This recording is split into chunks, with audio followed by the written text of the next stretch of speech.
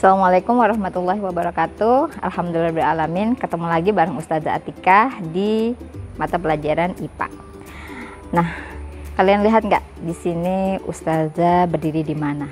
Ustazah berdiri di antara tanaman binahong yang merupakan ikon sekolah kita.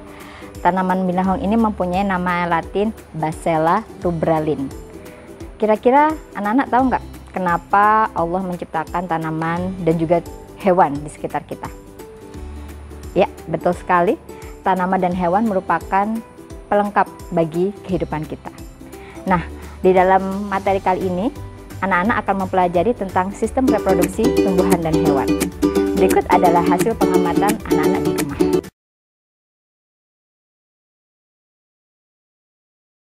Assalamualaikum warahmatullahi wabarakatuh. Nama saya Alvin dari kelas 9 PA2 dan hari ini saya akan menjelaskan sedikit tentang sistem perkembangbiakan pada tumbuhan. Kali ini saya akan menjelaskan sedikit tentang lidah buaya atau yang disebut juga dengan aloe vera. Banyak sekali manfaat yang dapat kita peroleh dari lidah buaya ini, sehingga banyak ditemukan di produk kosmetik, sabun, ataupun proses pembuatan Nata de Coco. Nah, karena banyak sekali manfaat dari lidah buaya ini, kita dapat membudidayakannya dan juga memperoleh manfaatnya. Seperti pada surah Abasa ayat 24-32, A'udzubillahi minasyaitonirrajim. Falyanzuril insanu ila ta'ami anna sababnal ma'a sabba, summa syaqaqnal arda syaqqa fa'ambasna fiha habba wa inabba wa qadba wa zaituna wa nahla wa hada'iqa gulba wa fakihata wa abba mata'al lakum wa li'an'amikum. Sadaqallahul azim. Di dalam ayat tersebut dijelaskan manfaat tanaman bagi manusia, sehingga jelaslah bahwa Al-Quran dengan ilmu pengetahuan alam sangatlah berhubungan, sehingga kita juga dapat meningkatkan keimanan kita. Lidah buaya sendiri berkembang biak dengan cara vegetatif, yaitu dengan cara bertunas. Jadi gampang saja untuk membudidayakannya, tinggal ambil tanaman lidah buaya dan ditanam di dalam tanah. Mudah bukan untuk membudidayakannya? Sekian dari saya. Wassalamualaikum warahmatullahi wabarakatuh. Bismillahirrahmanirrahim. Assalamualaikum warahmatullahi wabarakatuh. Perkenalkan, nama saya Zafira Zafayumanda. Saya dari kelas 9 Putri 1. Kali ini saya akan sedikit menjelaskan tentang sistem reproduksi tumbuhan. Pada dasarnya, tumbuhan berkembang biak dengan dua cara, yaitu cara pertama seksual atau generatif, dan cara kedua aseksual atau vegetatif.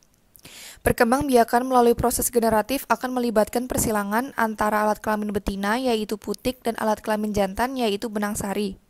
Nah, proses persilangan ini akan dilakukan dengan berbagai cara, mau dari cara alam seperti angin atau hujan, atau hewan seperti kupu-kupu dan lebah, juga manusia bahkan bisa menjadi perantaranya. Sedangkan perkembangbiakan secara vegetatif atau tak kawin dapat terjadi dengan dua cara, yaitu cara yang alami dan buatan. Untuk contoh vegetatif alami itu bisa dengan cara bertunas, umbi lapis, umbi batang, rizoma, dan lain sebagainya. Sedangkan untuk yang vegetatif buatan bisa dengan cara cangkok, stek, okulasi, dan lain-lain. Di sini saya mempunyai tanaman berupa anggrek. Sebenarnya banyak sekali jenis anggrek yang dapat dibudidayakan. Salah satunya anggrek yang saya miliki. Anggrek memiliki nama lain, nama Latin Orchidaceae, dan habitat anggrek sebenarnya adalah di hutan. Maka dari itu anggrek adalah salah satu ciri khas tanaman di Kalimantan Timur. Tanaman anggrek dapat diperkembangbiakan secara generatif maupun vegetatif. Cara anggrek berkembang biak secara vegetatif diantaranya adalah dengan stek batang, yaitu dengan cara memotong sebagian batang dan kemudian ditanam pada media yang sudah disiapkan. Bisa juga dengan cara pemisahan anakan, bahkan saat ini anggrek dapat dibudidayakan dengan cara kultur jaringan. Kalau yang ini saya pakai dengan cara menanam tunas yang dipisah dari tunas asalnya, lalu diletakkan di sabut kelapa dan ditempelkan di batang pohon. Sebagaimana firman Allah Subhanahu wa Ta'ala dalam surah Al-Hajj ayat 5 yang artinya, dan kamu lihat bumi ini kering. Kemudian apabila kami turunkan air di atasnya, hiduplah bumi itu dan suburlah dan menumbuhkan berbagai macam tumbuh-tumbuhan yang indah. Sekian dan terima kasih. Wassalamualaikum warahmatullahi wabarakatuh. Assalamualaikum warahmatullahi wabarakatuh. Perkenalkan saya Cindy dari kelas 2. Hari ini saya akan memberitahu apa saja yang sudah saya pelajari dalam pelajaran IPA beberapa waktu lalu bersama Ustazah Atika. Materi yang disampaikan adalah tentang reproduksi hewan dan tumbuhan.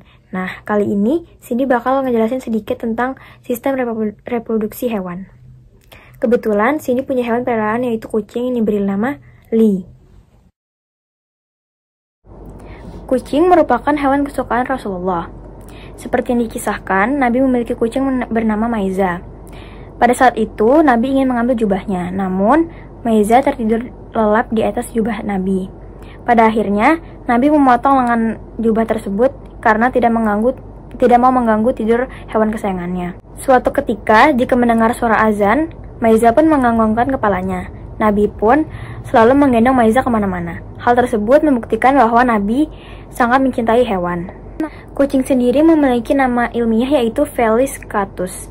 Kucing merupakan hewan mamalia. Proses reproduksinya pada kucing dilakukan secara internal sama seperti manusia, terhadap pertemuan sel telur dan sel sperma.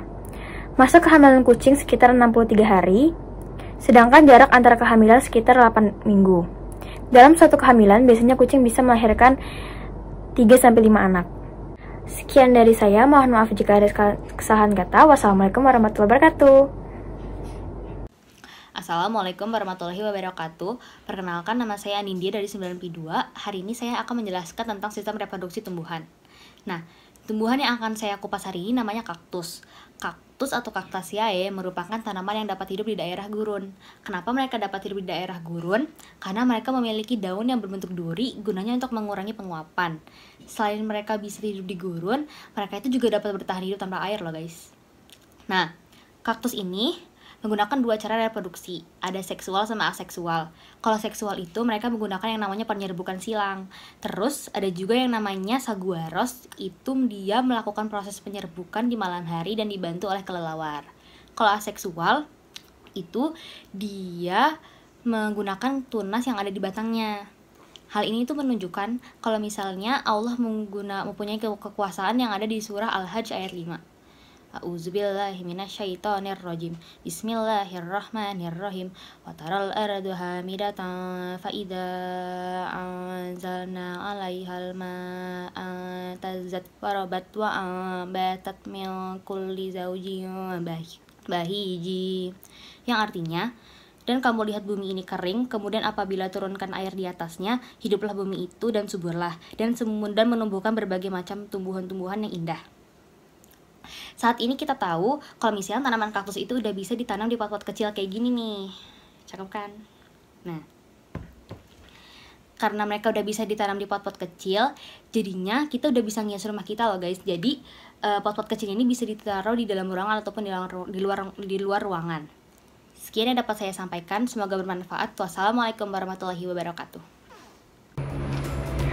Itulah tadi hasil dari pengamatan beberapa teman kalian di rumah. Selanjutnya silakan kalian mengerjakan tugas pengamatan juga di rumah untuk mengamati sistem reproduksi tumbuhan dan hewan. Dari sini Ibu harap kalian bisa mengetahui dan mengerti bahwa sistem reproduksi tumbuhan dan hewan terdiri atas dua hal, yaitu secara seksual dan secara aseksual. Dan Ustazah berharap dengan pembelajaran yang sudah kita lakukan kali ini, kalian bisa mengambil hikmahnya bahwa tumbuhan dan hewan diciptakan oleh Allah Subhanahu wa taala untuk melengkapi kehidupan manusia. Di sini dengan pembelajaran IPA kali ini diharapkan kalian bisa meningkatkan keimanan dan ketakwaan kalian kepada Allah Subhanahu wa taala melalui firman-firman yang ada dalam Al-Qur'an tentang tumbuhan dan hewan. Tumbuhan dan hewan bisa bereproduksi secara aseksual dan bisa juga secara seksual. Selengkapnya silakan kalian baca di buku yang sudah kalian pegang. Terima kasih. Assalamualaikum warahmatullahi wabarakatuh.